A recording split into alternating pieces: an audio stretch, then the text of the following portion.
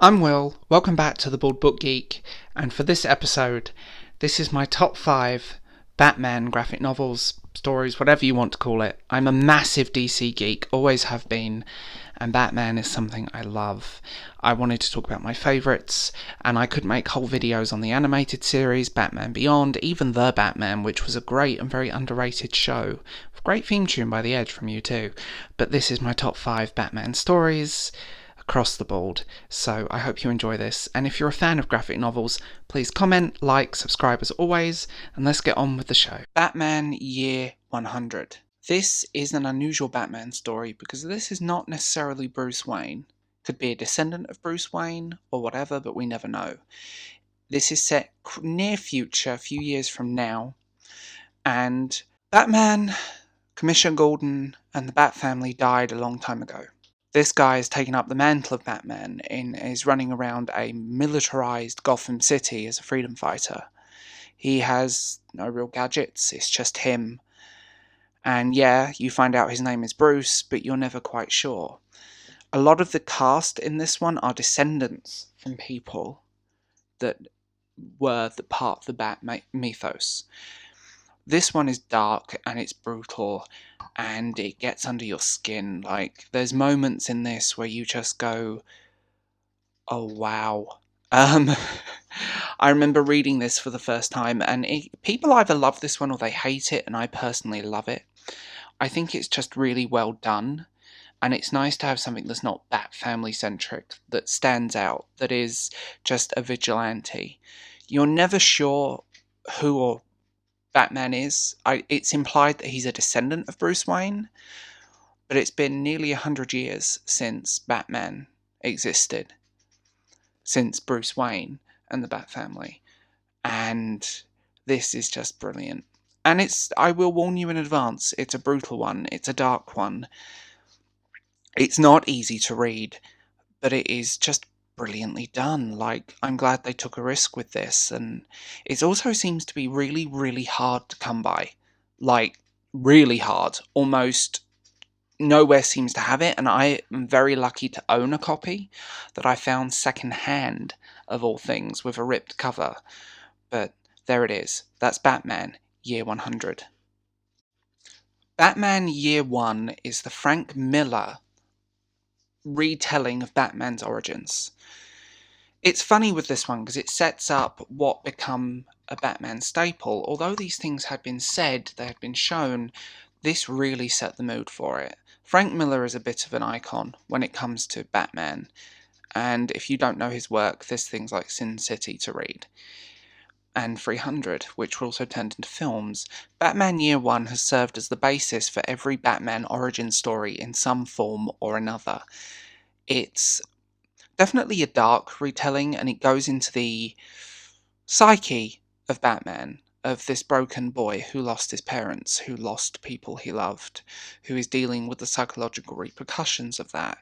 Batman Year 1 will definitely make you question someone's motives. You always realise that not everything is black and white, although in Batman's world some people are just crazy and that's it. It's brilliantly written, it's dark, and the art style is absolutely gorgeous. It's typical Frank Miller fare. So that is Batman Year 1. Mad Love.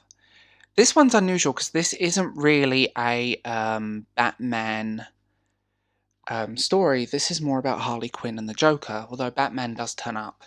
Mad Love has been told countless times. Harley Quinn's origin are in the Batman TV series, the cartoon from the 1990s, and Harley Quinn is one of my favourite bad girls. She's interesting and quirky, and it's her relationship with the Joker. I find it weird that people hold their relationship up as a relationship goal, because it is emotional, physical, and implied sexual abuse. Harley is completely and utterly demented and is driven mad. She's already got problems. There's no way around that. Like, she's got issues, but when she becomes the nurse and the therapist for the Joker, it kind of breaks down walls and she breaks down. I want to say that I've got two versions of this, the classic graphic novel and the novelization, which is equally as good and a slightly different take on the story, I've left both in the I've left both you can see on screen now. The Court of Owls. Now, in a parallel universe, Batman also goes by the name Owlman, but that's neither here nor there for this. This deals with Batman's origins, but also it's basically something from his past comes back to haunt him.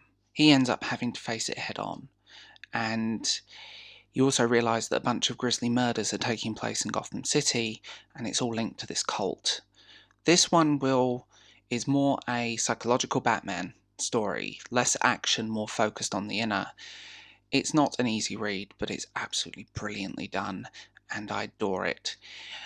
I think with Batman Court of Owls, it's one of those that polarised a few people. I've noticed that within Bat fandom that people either love it or they hate it, but I absolutely love it. It's probably one of the most interesting, and it really does flesh out that your past can affect your future and your reality, and maybe we shouldn't let it. Also, Court of Owls was published as a graphic novel and as a novelisation, which I will include again in this picture that you're seeing on screen, so if you want to read either or. The Killing Joke. This is a true classic, and it's Batman facing the Joker, and it's an easy one to include, and I think it's a predictable one, but it's one that I love. Again, this has also had a novelisation, graphic novel, film. There are countless ways to enjoy these stories other than just graphic novels. Killing Joke is probably the darkest Batman got. This one will test him psychologically, and it tests everything around him. Some real horrific shit goes down in this one, and it's not easy sometimes.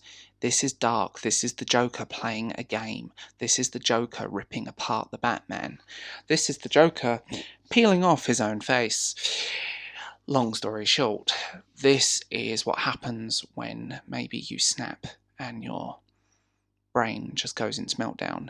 This one, without giving anything away to the story, will test you both as a reader and as a fan, because you suddenly realise superheroes aren't necessarily perfect.